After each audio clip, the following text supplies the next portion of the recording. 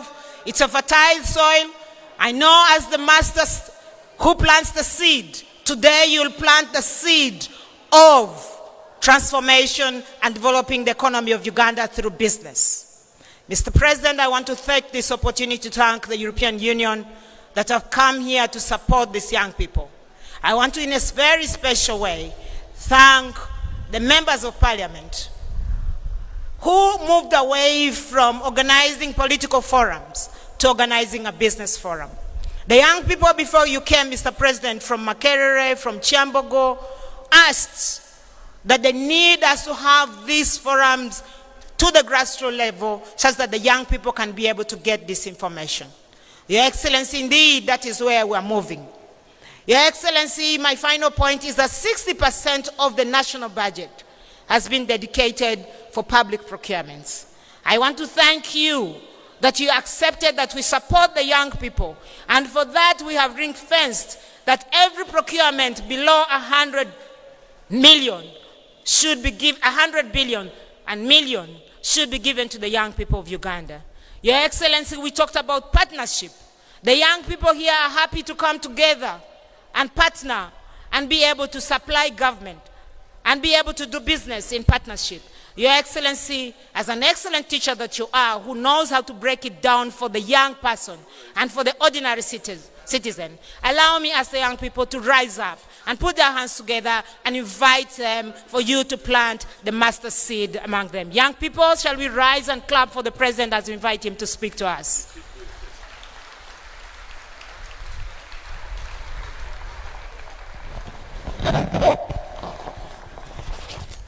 Sit down, please.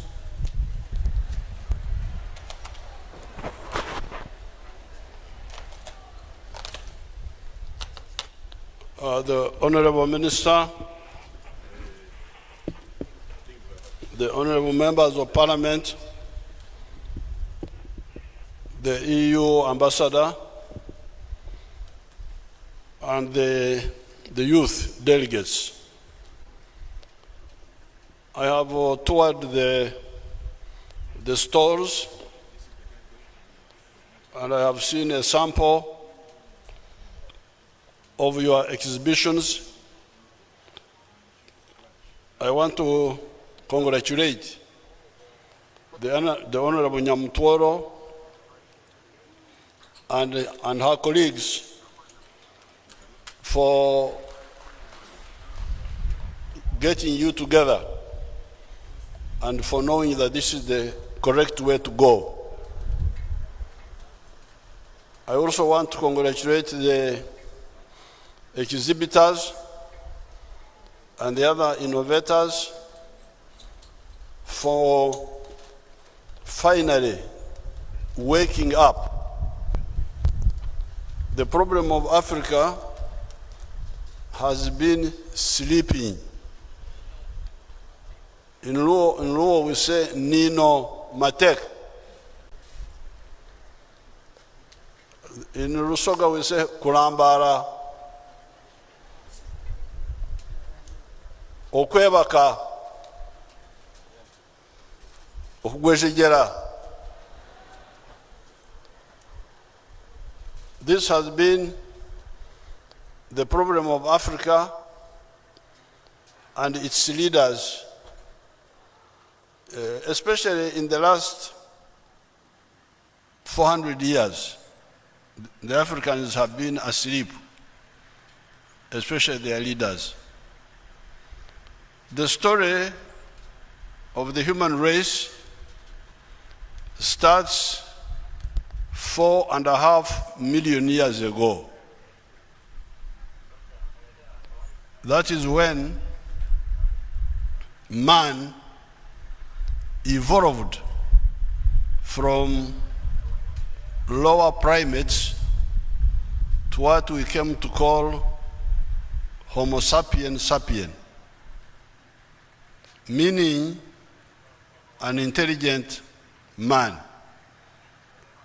Now, this Homo sapiens sapien has been the agent of development and transformation. Why? Because of three characteristics.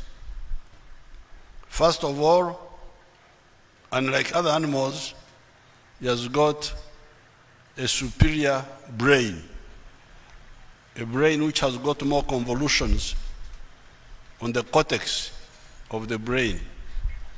Therefore, able to think and reason instead of acting by instinct like the other animals.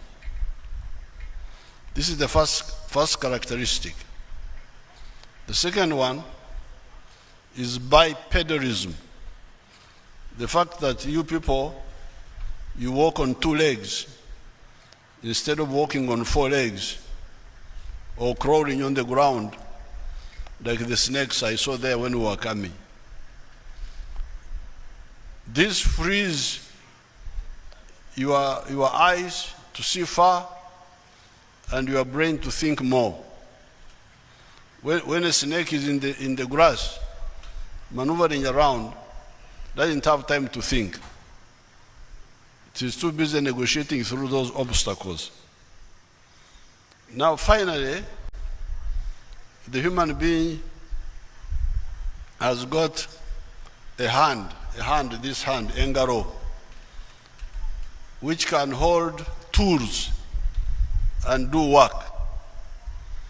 It is these three characteristics that enabled man to understand the laws of nature.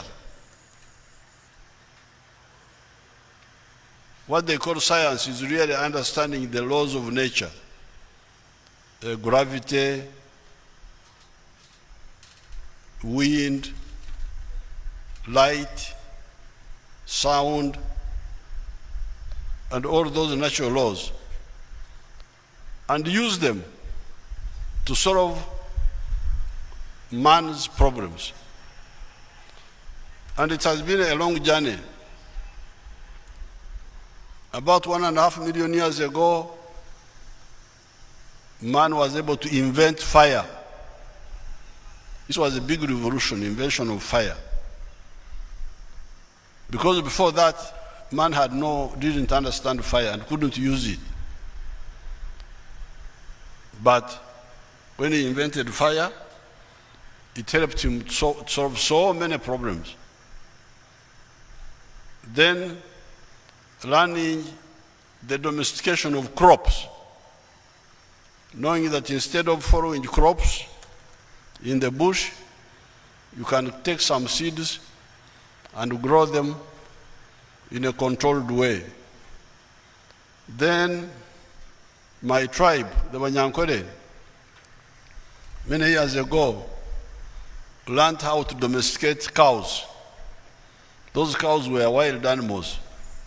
We were able to tame them and domesticate them and use them. And so we were able to domesticate other animals, goats and so on. Then the iron, the invention of iron. This was a big achievement. Now, the problem of Africa is that somehow, in the last 600 years, the Africans have been asleep. They withdrew from inventing and they just sat and started using only what they knew. That's how a gap was created between us and especially the Europeans. And the Europeans used that gap to come and conquer us and cause problems for us here and also for other parts of the world. It started with the invention of gunpowder. Gunpowder, those of you who have studied chemistry know what it is. Initially it was potassium nitrate mixed with some few other things,